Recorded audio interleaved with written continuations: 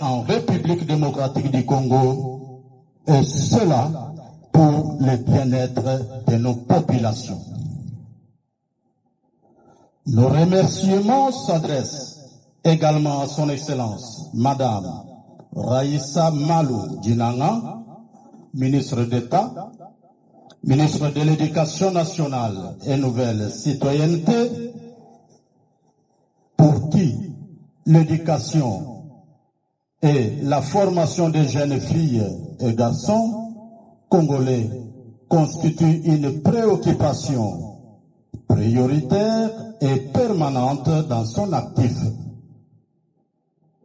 Ces instructions et ces orientations en ce qui concerne la consolidation et la pérennisation de la gratuité de l'enseignement primaire dans les établissements publics conformément à l'article 43 de la Constitution du 18 février 2006 et la lutte contre les antivalaires dans les sous-secteurs de l'EDNC constitue pour nous une véritable bataille. Nos remerciements vont aussi droit aux autorités politico-administratives qui, malgré leurs multiples occupations, ont accepté de venir soutenir cet heureux événement. Ceci témoigne l'amour et l'affection en tant que père de famille. Nos remerciements vont également aux différents partenaires techniques et financiers qui ne cessent d'apporter leur soutien pour améliorer la qualité de notre enseignement.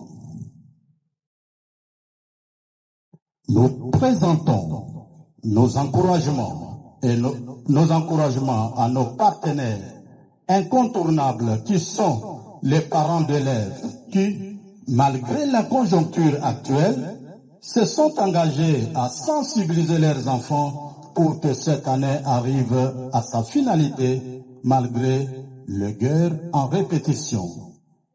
Par ailleurs, nous exhortons les candidates et candidats aux examens d'État de comprendre que ces examens sont composés conformément au programme national. La plupart d'entre vous se trouvent en ce lieu pour la première fois et nous vous demandons de ne pas avoir peur. Car l'examen d'État, c'est pareil à toute autre épreuve présentée à l'école, telles que les interrogations. Vous avez déjà présenté ça. Les examens au niveau de vos écoles, vous avez déjà présenté. La seule chose que nous vous demandons est d'avoir un bon comportement, respecter les chefs de centre, les surveillants et tout autre intervenant au centre d'examen d'État.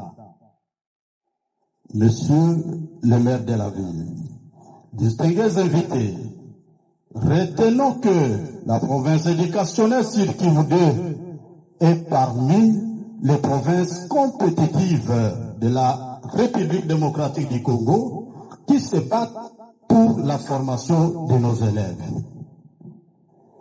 Elle est dans sa 9e année d'expérience et les résultats sont meilleurs.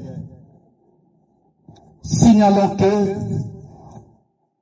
pour cette année scolaire 2025-2026, la province éducationnelle organise 80 centres qui sont répartis dans 8 sous-provinces éducationnelles qui composent la province du Sud Kivu 2. Le candidat attendu ou estimé garçon-fille 24 940, dont 10 124 filles. Pour cela, je demande le concours de tous les intervenants au centre de passation, notamment le responsable des centres, les surveillants et les OPG, chacun à ce qui les concerne, de ne ménager aucun effort pour que ces épreuves se déroulent dans un climat de sérénité durant tout le temps de leur passation. Pour Chipé, nous disons, nous sommes éducation nationale, nous, l'avenir de nos enfants et nous construisons la nation. Que vive la République démocratique du Congo, que vive l'éducation nationale et nouvelle citoyenneté, que vive la province du Sud Kivu, que vive la province éducationnelle du Sud Kivu 2. Je dis et je vous remercie.